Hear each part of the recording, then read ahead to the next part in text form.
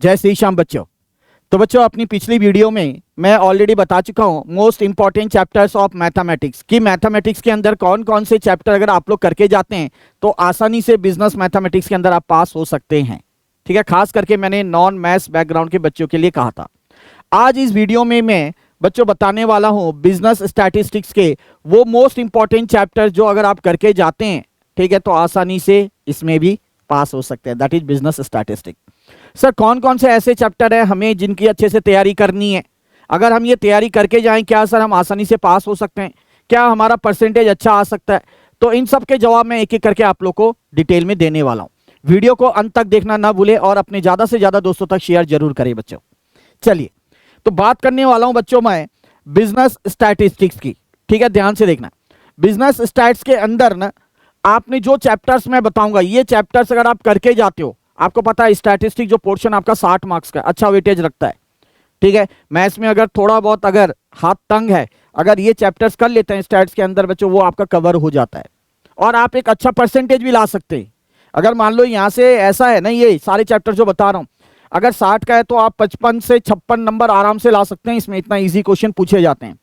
बस उसका तरीका क्या है कि आप लोग का जो स्टडी मैथ है उसके अंदर जो एक्सरसाइज क्वेश्चंस है, वेदर इन एमसीक्यू हो, चाहे वो आपका ट्रू फॉल्स हो, चाहे आपका फिल इन द ब्लैंक्स हो, चाहे मैच द फॉलोइंग हो, वो कर लें बस, that is more than sufficient. ठीक है, तो कर रहा हूं बात बच्चों मैं सबसे पहले चैप्टर की, measure of central tendency and dispersion.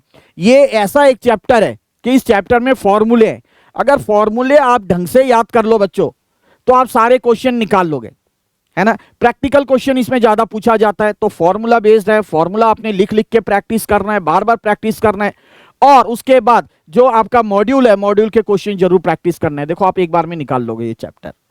उसी तरीके से मैं दूसरे चैप्टर की बात करूं, कोरिलेशन एंड रिग्रेशन, ये भी बहुत आसान चैप्टर है, ये भी फॉर्मूला बेस्ड है। प्रैक्टिकल क्वेश्चन ज्यादा पूछे जाते हैं, इसमें भी आपने सेम वैसे ही करना है जैसे measure of central tendency and dispersion में करेंगे। ठीक है, उसके बाद बच्चों अगर मैं बात करूं तीसरे और चौथे चैप्टर की, तीसरा चैप्टर है स्टैटिस्टिकल रिप्रेजेंटेशन ऑफ डेटा और चौथा है इंडेक्स नंबर। ये जो चैप्टर्स हैं ये बहुत इंपॉर्टेंट चैप्टर्स हैं। इनसे जो क्वेश्चंस आते हैं ना वो थ्योरी बेस्ड क्वेश्चंस आते हैं ज्यादातर। क्या आते हैं? Theory based question. Statistical representation of data या आपने थोड़ा बहुत छोटे क्लास में ही पढ़ रखा है 8th 9th में, तो इसको अच्छे से करके जाओ, अच्छा वेटेज है इस चैप्टर का, आसानी से क्लियर कर जाओगे।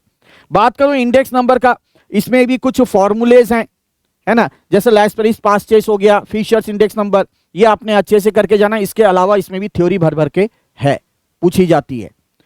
इंडेक्स नंबर के साथ आपका और एक पार्ट है टाइम सीरीज, वो आप छोड़ सकते हैं, है ना। काफी बच्चों को उसको करने में टाइम लगता है तो आप उसे छोड़ सकते हैं। बस ये 4 चैप्टर करके चले जाओ बच्चों बिजनेस स्टैट्स के अंदर, मैं श्योरिटी के साथ कहता हूं कि आप आसानी से पास हो जाएंगे। क्लियर है? तो बस अब अपनी तैयारी शुरू करें। जैसे जैसे आप लोग को बताया कि जैसे जैसे चैप्टर आपके कंप्लीट होते जाएंगे वैसे वैसे आप अपने जो आईसीएमआई का जो स्टडी मैट है वहां से क्वेश्चन प्रैक्टिस करना शुरू कर दो।